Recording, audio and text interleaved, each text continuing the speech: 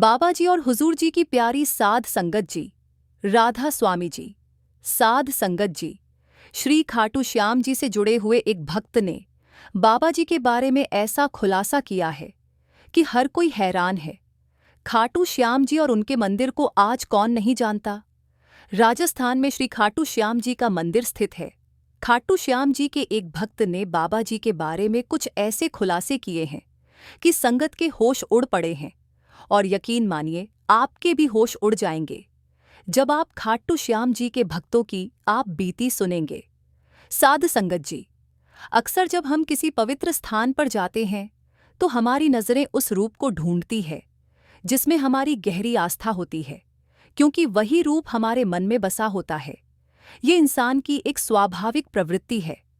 उदाहरण के तौर पर, यदि कोई व्यक्ति हनुमान जी का भक्त है, वह कृष्ण जी के मंदिर जाता है, तो उसका मन कृष्ण जी के मंदिर में कृष्ण जी की भक्ति में लीन होते हुए भी हनुमान चालीसा या हनुमान जी के प्रति प्रार्थना में डूबा रहता है, क्योंकि उसके दिल और दिमाग में केवल हनुमान जी ही बसे होते हैं। उसका संपूर्ण विश्वास हनुमान जी पर होता है। ऐसे इंसान की आंखें कृष्ण जी की प्रतिमा में भी हनुमान जी को देखने का प्रयास करती है। लेकिन आज आप जिस घटना के बारे में सुनने जा रहे हैं, वहां आपको न केवल आश्चर्यचकित करेगी, बल्कि आपको यह सोचने पर भी मजबूर कर देगी कि विश्वास में कितनी अपार शक्ति होती है। साध संगत जी, खाटू श्याम के मंदिर के एक भक्त ने डेरे और बाबा जी के बारे में कुछ ऐसे खुलासे किए जो उस समय किए गए जब वह अपने एक खास मित्र के साथ बाबा जी के भंडारे में पहली बार डेरा गया था। वापसी के दौरान ट्रेन में आते समय उसने अपने सत्संगी मित्र को कुछ ऐसा बताया जिससे हर कोई हैरान रह गया। यह भाई, जिसका नाम नरेंद्र है, श्याम बाबा का बहुत बड़ा भक्त है। उसका बचपन का खास मित्र, जिसका नाम सूरज सिंह है, डेरे में एक सेवादार है और बाबा जी से नाम दान भी ले चुका है। अपने करीबी और बचपन के दोस्त नरेंद्र के कहने पर यह सत्संगी भाई यानी सूरज सिंह उसके साथ 2 बार खाटू जी भी जा चुका है। इस बार सूरज सिंह के कहने पर उसका दोस्त नरेंद्र डेरे जाने के लिए तैयार हो गया। पहले तो वह मना कर रहा था, क्योंकि उसकी आस्था केवल श्याम बाबा में थी, लेकिन सूरज सिंह ने उसे समझाया, चिंता मत करो, जैसे खाटू में श्याम बाबा है, वैसे ही डेरे में भी बाबा जी हैं। तुम बाबा जी के दर्शन श्याम बाबा समझकर कर लेना। दोनों में सिर्फ दिखने में जरूर अंतर है, लेकिन डेरे वाले बाबा जी भी कुल मालिक का ही रूप हैं। साध संगत जी, जो सत्संगी हैं, वे तो इस बात को समझते हैं कि बाबा जी कुल मालिक का रूप ही नहीं, बल्कि खुद कुल मालिक हैं। लेकिन जो सत्संगी नहीं हैं, उन्हें यह बात समझाना बहुत कठिन होता है, क्योंकि उनकी सोच थोड़ी अलग होती है। मंदिर से जुड़े लोग अक्सर पूर्ण गुरुओं को एक साधारण मनुष्य ही मानते हैं, लेकिन सूरज सिंह के बार बार कहने पर उसका दोस्त नरेंद्र डेरा जाने के लिए तैयार हो गया, क्योंकि नरेंद्र इस बार देखना चाहता था कि डेरे में ऐसा क्या है कि उसका सत्संगी दोस्त सूरज सिंह हर महीने वहां पहुंच जाता है। इसलिए वे दोनों भंडारे के लिए अपने घर से निकले और ट्रेन में सफ़र करते हुए कुछ घंटों बाद डेरे पहुंच गए। डेरे में प्रवेश करने से पहले सत्संगी भाई के दोस्त नरेंद्र को लगा कि वहां भी कोई मंदिर या गुरुद्वारे जैसा स्थान होगा जहां उनके गुरु बैठते होंगे और सब लोग उनके आगे नतमस्तक होते होंगे। लेकिन जब उसने डेरे में प्रवेश किया तो डेरे की सुंदरता और योजनाबद्ध तरीके से बनी हर चीज ने उसे अपनी तरफ आकर्षित कर लिया। वह ध्यान से देख रहा था कि हर कोई अनुशासन में अपनी सेवा कर रहा है। बहुत सारे लोग अपने अपने काम में व्यस्त थे, कोई एक दूसरे के काम में दखल नहीं दे रहा था। जब डेरे पहुंचे तो शाम के 7 बज चुके थे। उस रात सत्संगी भाई सूरज सिंह ने अपने दोस्त नरेंद्र को लंगर घर जाकर भोजन करवाया और दोनों सो गए। अगले दिन सुबह सूरज सिंह वहां सेवा करने लगा। उसके बाद शनिवार सुबह का सत्संग सुना और शाम के 4 बजे वे दोनों सत्संग पंडाल में पहुंच गए, क्योंकि वहां बाबा जी के खुलकर दर्शन और प्रश्नोत्तर कार्यक्रम होने थे। जब नरेंद्र ने पंडाल में प्रवेश किया और पंडाल के अंदर का दृश्य देखा तो वह देखता ही रह गया। लाखों लोग पंडाल में अनुशासन से बैठे थे और जरा सी भी आवाज नहीं थी। ये सब देखकर उसे बहुत अच्छा लग रहा था। लेकिन साध संगत जी, जैसा कि मैंने आपको शुरुआत में बताया था, जब हम किसी भी धार्मिक स्थान पर जाएं, तो हमारी नज़रें उस रूप का इंतजार करती हैं जिसमें हमारी पूर्ण आस्था होती है। पंडाल के अंदर का दृश्य तो नरेंद्र की आंखें देख ही रही थी, लेकिन उसका मन खाटू श्याम जी के मंदिर में कहीं खोया हुआ था। मन की आंखों से वह अपने श्याम बाबा को ही याद कर रहा था। लेकिन अब इस भाई के साथ पंडाल में एक चमत्कार होने जा रहा था जिसकी उसने कल्पना भी नहीं की थी। जब बाबा जी ने संगत को खुली कार में दर्शन देना शुरू किया, तो उस समय नरेंद्र को इसमें कोई खास दिलचस्पी भी नहीं थी। नरेंद्र के मन में श्याम बाबा का स्वरूप चल रहा था, लेकिन जैसे ही बाबा जी की कार नरेंद्र और सूरज सिंह के आगे से होकर गुजरी, तो नरेंद्र देखकर हिल गया, क्योंकि उसकी बाहरी आंखें बाबा जी में श्याम बाबा के रूप को देखने लगी। वह उस रूप को देखकर इतना खो गया कि जब तक बाबा जी की कार आंखों से ओझल नहीं हो गई, तब तक उसकी नजरें बाबा जी को देखती रहीं।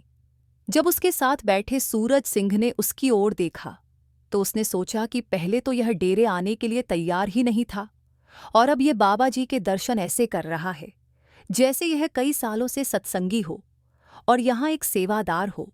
साध संगत जी, सूरज सिंह को कहा पता था कि नरेंद्र को बाबा जी में श्याम बाबा के दर्शन हो रहे हैं, और वह भी साक्षात दर्शन।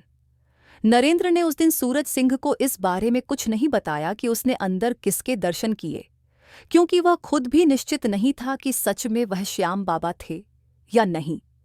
नरेंद्र को यह लग रहा था कि यह सब केवल इसलिए हो रहा है क्योंकि उसके मन में बार बार श्याम बाबा का रूप आ रहा था। नरेंद्र ने सोचा, अगर मैं सूरज सिंह को कुछ बताऊंगा तो वह मेरा मजाक उड़ा देगा, इसलिए उसने सूरज सिंह को कुछ नहीं बताया। शाम से रात हो गई, लेकिन नरेंद्र अपने ही ख्यालों में गुम था। सूरज सिंह ने 2-3 बार पूछा, कहाँ खोया हुआ है, लेकिन नरेंद्र में बात को टाल दिया। उस रात दोनों दोस्तों ने लंगर किया और सो गए। अगले दिन दोनों दोस्त फिर से पंडाल में पहुंच गए, क्योंकि उस दिन बाबा जी का सुबह का सत्संग था। सत्संग के दिन पंडाल में पहले दिन से भी ज्यादा संगत जुटी थी।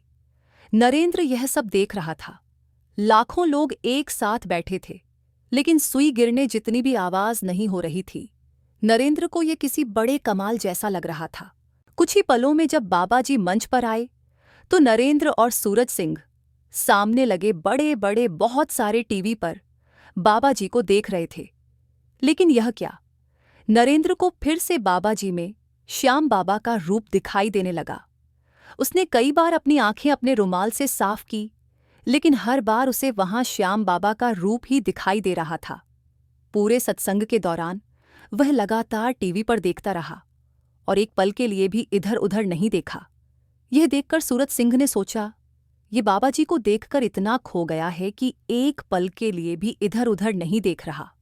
जब सत्संग समाप्त हुआ तो सूरज सिंह ने अपने दोस्त नरेंद्र से पूछा, तू बाबा जी को ऐसे देख रहा था जैसे तेरा उनसे बहुत पुराना रिश्ता हो। नरेंद्र चुप रहा और उस समय कुछ नहीं बोल।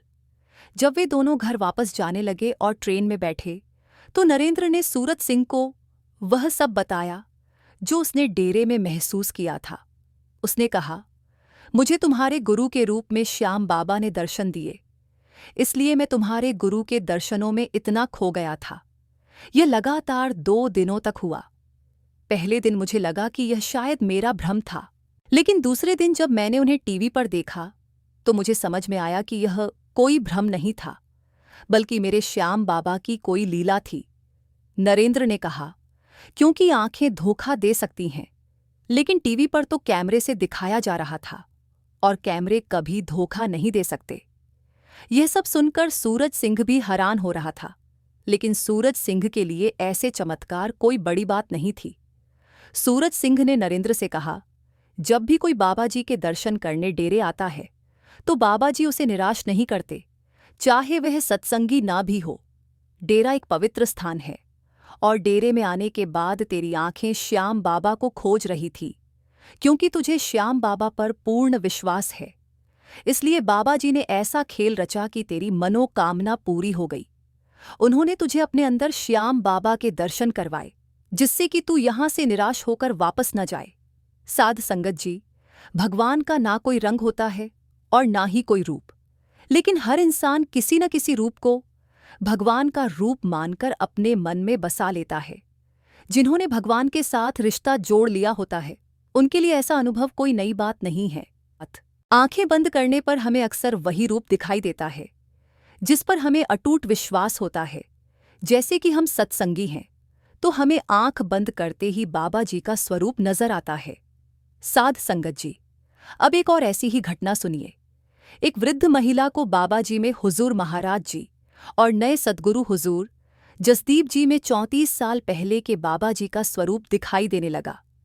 साध संगत जी, जब एक सत्संगी अपने गुरु के साथ आंतरिक रूप से जुड़ जाता है तो उसे बाहरी दर्शनों की परवाह नहीं रहती। बहुत सी संगत ने हुजूर महाराज जी से नामदान लिया है और उनका मानना है कि जिस गुरु से नामदान मिलता है उसी का स्वरूप सत्संगी के दिल और दिमाग में बस जाता है। आज करोड़ों सत्संगी ने बाबा जी से नामदान लिया है और भजन सिमरन करते समय वे चाहकर भी किसी और चेहरे की कल्पना नहीं कर पाते, क्योंकि उनके दिल और दिमाग में बाबा जी का स्वरूप बसा हुआ है। लेकिन पिछले भंडारे में एक सत्संगी अम्मा ने ऐसा अनुभव सुनाया कि संगत की आंखों में आंसू आ गए। अम्मा ने बताया कि वैसे तो वह सद्गुरु के बाहरी दर्शनों में ज्यादा दिलचस्पी नहीं रखती, क्योंकि उनके भीतर सद्गुरु का स्वरूप बसा हुआ है। उन्होंने सद्गुरु से अपने अंदर से रिश्ता जोड़ रखा है। लेकिन एक बार यह अम्मा अपने रिश्तेदारों के साथ डेरे में बाबा जी के भंडारे पर गई थी। उस दिन भंडारे में जब वह अम्मा पंडाल में सत्संग सुनने बैठी थी तो बाबा जी में एक शॉल ओढ़ी हुई थी और उनके साथ सफ़ेद कुर्ता पजामा पहने नए सद्गुरु हुजूर जी बैठे हुए थे। कुछ ही देर में अम्मा को मंच पर ऐसा दिखने लगा जैसे वहां लोई ओढ़े, यानी कि शॉल ओढ़े बाबा जी नहीं बल्कि हुजूर महाराज जी बैठे हैं, और सफ़ेद कुर्ता पजामा पहने नए सद्गुरु हुजूर जी बिल्कुल वैसे दिख रहे थे जैसे 30 साल पहले बाबा जी दिखते थे। ये दृश्य देखकर अम्मा पंडाल में ही रोने लगी। अम्मा ने कहा कि यह सब उस मालिक की कृपा से होता है। बाबा जी की लीला न्यारी है। बाबा जी किसको अपने दर्शन किस रूप में देंगे, ये बाबा जी की मौज है। बाबा जी पंडाल में बैठी हर एक संगत के दिल की बात को अच्छे से समझते हैं और ऐसी लीला रचते हैं कि पंडाल में बैठी संगत को उनके सवालों के जवाब किसी ना किसी रूप में मिल जाते हैं। अम्मा ने आगे बताया कि बहुत से लोग हुजूर महाराज जी से जुड़े हुए हैं और मुझे भी हुजूर महाराज जी ने ही नामदान दिया था। उस दिन भंडारे पर बाबा जी की क्या इच्छा हुई ये कोई नहीं जानता, लेकिन बाबा जी ने मुझे अपने भीतर हुजूर महाराज जी के दर्शन कराए और नए सद्गुरु हुजूर जी के अंदर 34 साल पहले बाबा जी के दर्शन कराए। अम्मा ने संगत को समझाया, गुरु एक ही होते हैं, केवल शरीर अलग अलग होते हैं। गुरु तो शब्द रूप होते हैं और उनकी अपनी इच्छा होती है कि वे अपने भीतर किसे दर्शन कराएंगे, ये कोई नहीं जानता। साध संगत जी, ये बिल्कुल सच है कि गुरु अपनी मौज में आ जाए तो कुछ भी कर सकते हैं। और शायद आपके साथ भी ऐसा हुआ होगा कि जब आपके मन में कोई प्रश्न होते हैं और आप बाबा जी के प्रश्न उत्तर कार्यक्रम या सत्संग में जाते हैं तो बाबा जी बहुत सी ऐसी बातें कहते हैं कि आपके मन में उठ रहे प्रश्नों के उत्तर बिना पूछे ही मिल जाते हैं। बहुत से लोगों ने बताया है कि उनके साथ ऐसा हो चुका है। एक महिला ने बताया कि उसके बच्चे सत्संग सेवा में नहीं जाते थे और उसी दिन किसी ने बाबा जी से यही प्रश्न पूछा। उस महिला को बिना पूछे ही उसके प्रश्न का उत्तर मिल गया।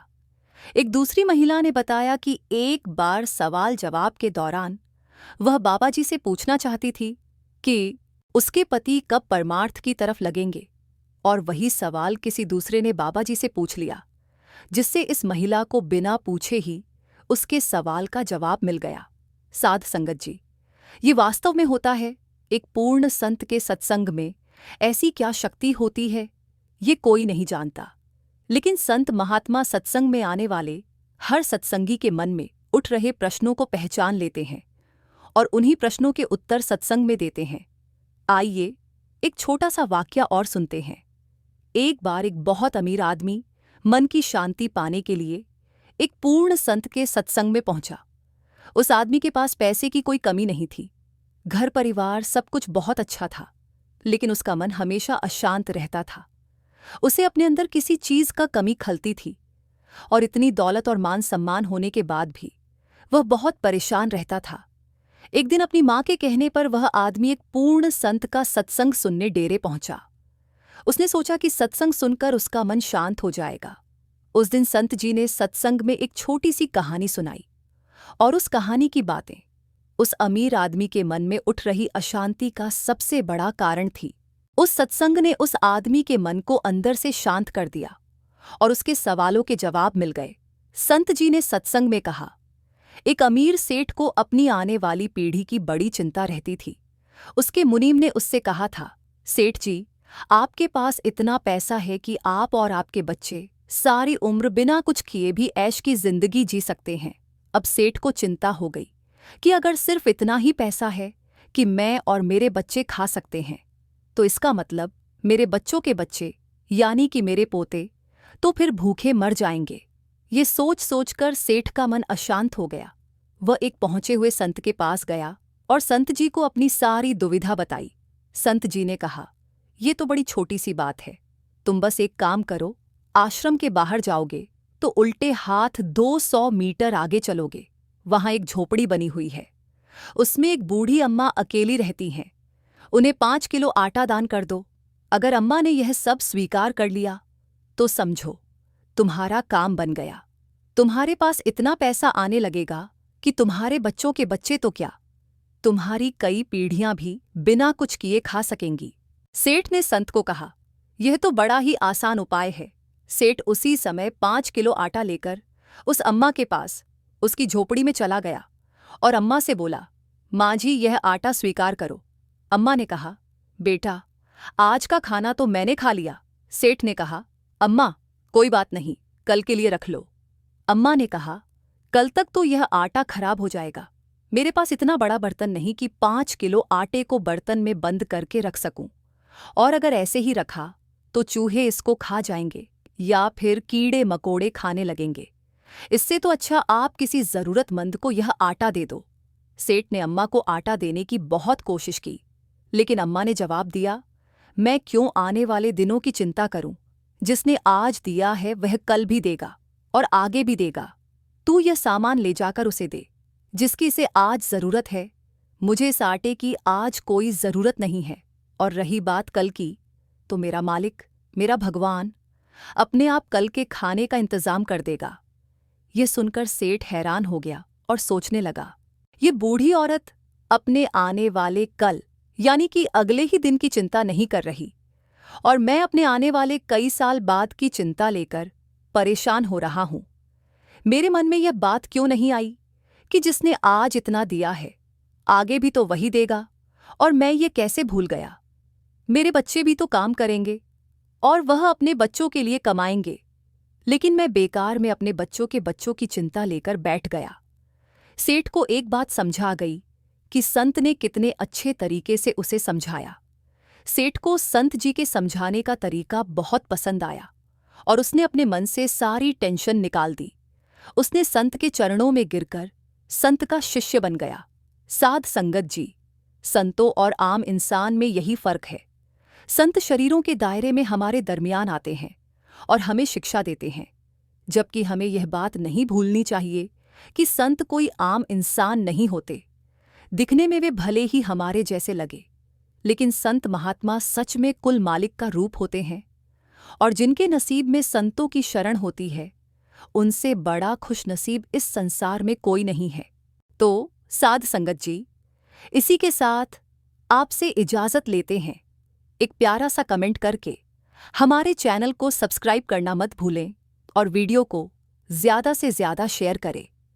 राधा स्वामी जी।